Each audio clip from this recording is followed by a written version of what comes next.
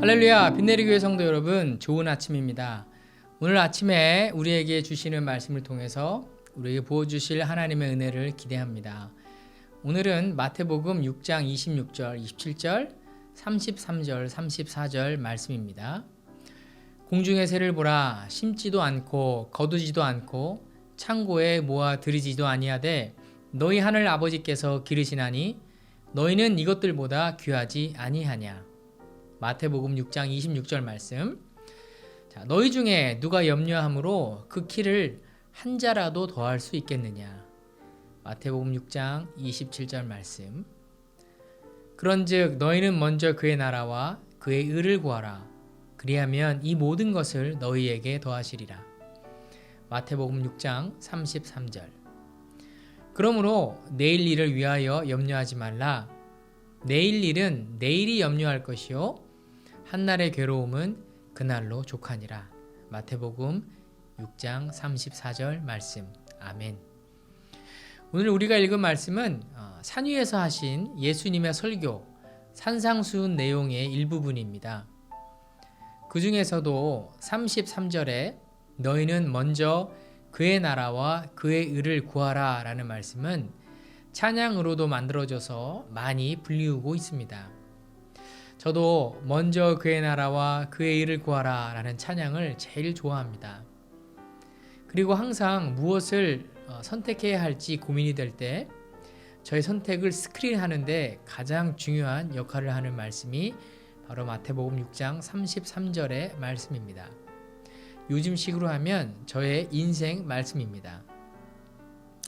성도 여러분은 오늘 우리가 읽은 너희는 먼저 그의 나라와 그의 의를 구하라. 그리하면 이 모든 것을 너희에게 더하시리라. 라는 말씀 중에서 어떤 부분이 눈에 들어오십니까? 너희는 먼저 그의 나라와 그의 의를 구하라 인가요? 아니면 이 모든 것을 너희에게 더하시리라 인가요? 어떤 분은 그의 나라, 그의 의가 더 눈에 띄실 것이고 또 삶의 여러 경제적인 문제들로 인해서 또 고민을 하시는 성도님들이 계시다면 아마도 이 모든 것을 더하시리라에 관심이 가실 수도 있습니다. 그렇다면 성도 여러분, 과연 그의 나라는 무엇이고 그의 의는 무엇일까요? 그리고 구하면 하나님께서 정말 다 주실까요? 오늘 이 말씀을 저와 함께 묵상하시면서 이 질문에 대한 답을 찾으시고 또 삶을 정돈하시는 그런 시간들이 되시기를 바랍니다. 오늘 말씀에 보면 두 종류의 사람이 나옵니다. 첫 번째 사람은 하나님의 나라와 하나님의 의를 구하는 사람입니다. 그리고 두 번째 사람은 하나님의 나라와 하나님의 의를 구하지 않는 사람입니다. 이 두 번째 사람은 자신의 인생을 염려와 걱정으로 보내는 사람입니다. 그래서 오늘 읽었던 27절 말씀에 보시면 이 사람은 키에 대한 걱정을 합니다. 육체적인 또 육신의 일을 걱정한다는 것이죠. 그리고 34절에 보시면 내일 일을 위해서 걱정을 합니다. 그리고 그것으로 인해서 괴로워합니다. 어떤 연구 결과가 있는데요. 사람들이 걱정을 많이 하면 살잖아요. 그래서 연구를 해봤더니 40%는 일어날 수 없는 것들에 대해서 걱정을 한다고 합니다. 그리고 30%는 이미 일어난 일에 대한 걱정을 하고요. 또 12%는 자기와 상관없는 것들에 대한 걱정을 한다고 합니다. 그리고 10%는 일어날 수도 있고 또 일어나지도 않을 수 있는 것에 대한 걱정을 한다고 합니다. 그리고 오직 8%만이 진짜 걱정할 만한 것들에 대한 걱정을 한다고 합니다. 그러니까 대부분은 쓸데없는 걱정을 하면서 산다고 볼 수 있죠. 어떤 목사님은 이렇게 설교 말씀 중에 표현하시더라고요. 걱정에 매여 사는 사람은 톱밥에 톱질하는 사람이다. 톱밥에 톱질하는 인생을 살지 말라라고 도전하신 그런 말씀 제가 드린 적이 있습니다. 예수님은 오히려 우리에게 염려와 걱정에 대해서 매여 살지 말라고 하십니다. 그것보다 더 중요한 것이 있는데 그것은 바로 그의 나라와 그의 의를 구하는 것이다 라고 말씀하시는 겁니다. 그렇다면 33절에 먼저 그의 나라와 그의 의 할 때 그 먼저는 무슨 의미일까요? 자, 먼저는 헬라어 원어로는 본질적인 최상의 원칙을 의미합니다. 다시 말해서 무엇보다도 이 일을 먼저 하라라는 의미입니다. 여러분이 걱정하지 말고 무엇보다도 이 일을 먼저 해야 합니다. 그것이 무엇인가 하면 바로 하나님의 나라가 이루어지도록 해야 합니다 라는 것이죠. 자, 하나님의 나라는 영어로 Kingdom of God이라고 할 수 있죠. Kingdom of God. Kingdom에서 이 dom은 영토라는 의미입니다. 그러니까 왕이 통치하는 영토, 그것이 바로 킹덤이죠. 그러니까 하나님의 나라라는 것은 하나님이 통치하는 영토, 하나님이 통치하는 땅을 의미하는 것입니다. 하나님이 왕이 되셔서 통치하는 곳이 바로 하나님의 나라입니다. 장소의 문제가 아니라 통치자가 누구냐의 문제입니다. 여러분이 있는 그곳에 하나님의 왕이 되셔서 여러분의 삶을 통치하고 다스리신다면 그곳이 바로 하나님의 나라인 것이죠. 하지만 반대로 내가 통치하고 다스린다면 그곳은 바로 내 나라인 것입니다. 예수님 당시에 유대인들에게 있어서 고민이 있었어요. 그것이 무엇이었을까요? 지금 이 시대를 살고 있는 우리랑 같습니다. 먹고 사는 문제였습니다. 로마의 통치로 인해서 세금을 내야 하죠. 그리고 동족들이 하나님의 말씀대로 살지 않고 서로 돌아보지 않았습니다. 이스라엘 백성들이 출애굽을 했을 때만 해도 하나님의 나라는 모든 사람이 가난하지 않고 행복하게 서로 돌봄을 받으면서 돌봐주면서 사는 것이었습니다.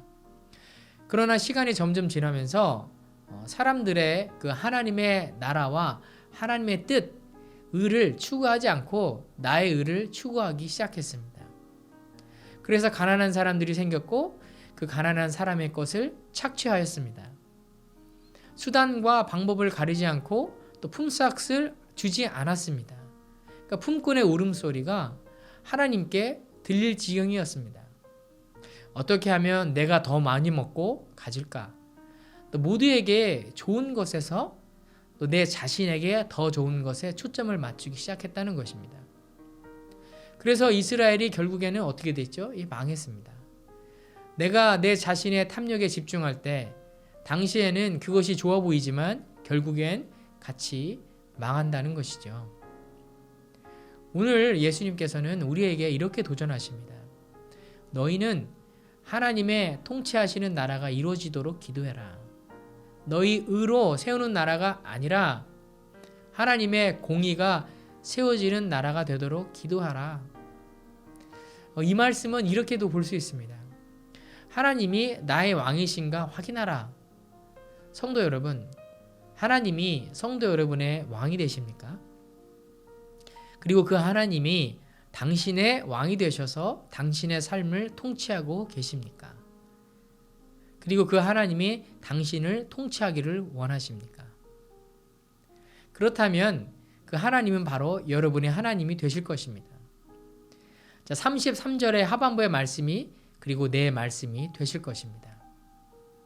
같이 볼까요? 이 모든 것을 너희에게 더하시리라. 하나님께서 너희의 왕이 되시면 너희를 통치하시면 너희의 필요를 채우실 거야. 아멘. 시편 23편에 그 하나님이 왕으로 삼은 사람은, 그 하나님을 아버지로 삼은 사람은, 그 하나님을 목자로 삼은 사람은 이렇게 고백합니다. 여호와는 나의 목자시니 내가 부족함이 없으리로다. 아멘. 빌립보서 4장 19절 말씀에도 나의 하나님이 영광 가운데 그 풍성한 대로 너의 필요를 채우시리라. 아멘. 성도 여러분, 걱정하지 마십시오. 하나님이 나의 왕이 되시고 내 삶을 다스리신다면 내일 일은 내일이 걱정할 것입니다. 성도 여러분의 몫이 아닙니다. 성도 여러분은 걱정하지 않으셔도 됩니다. 할렐루야. 하나님께 근심 걱정 맡겨놓고 오늘도 그렇게 하나님을 의지하시면서 살아가시는 행복한 그리스도인들이 되시기를 축원을 드립니다. 제가 그 구겨진 백불이라는 제목으로 전에 한 칼럼을 쓴 적이 있습니다. 제가 주중에 장애인 학교에서 사역을 하고 있는데 가끔씩 후원금을 가지고 오는 분들이 계십니다. 목사님, 좋은 일에 사용해 주세요. 근데 한 번은 한 자매가 왔습니다. 대학생인데요. 꼬깃꼬깃해진 백불을 들고 저한테 왔어요. 그러면서 갑자기 막 웁니다. 제가 왜 우냐고 물어봤더니 목사님, 제가 회개해요. 왜? 뭔데? 그 자매 하는 말이 자기가 이 백불을 후원하려고 다 갖고 있었는데 갑자기 차에 문제가 생겼대요.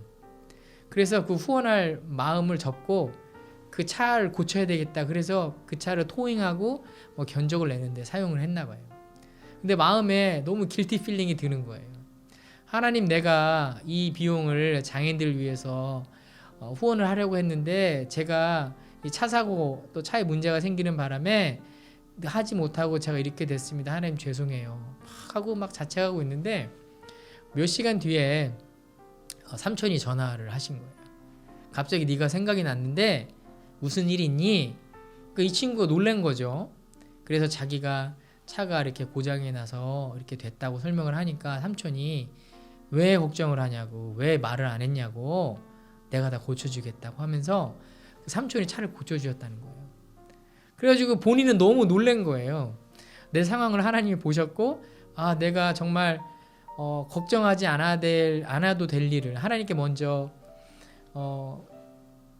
기도하고 또 먼저 그의 나라와 이 그의 의, 하나님이 사랑하시니 장애인들을 위해서 내가 먼저 마음을 써야 되는데 결국은 내가 그렇게 하지 못해서 그런 결정을 했구나. 그래서 막 그 자리에서 막 깨닫게 되고 저한테 그 꼬깃꼬깃 주머니에 넣었던 백불을 꺼내서 오면서 목사님 죄송해요 라고 후원금을 낸 적이 있습니다. 제가 구겨진 백불이라고 해서 사진까지 딱 찍어놨었어요.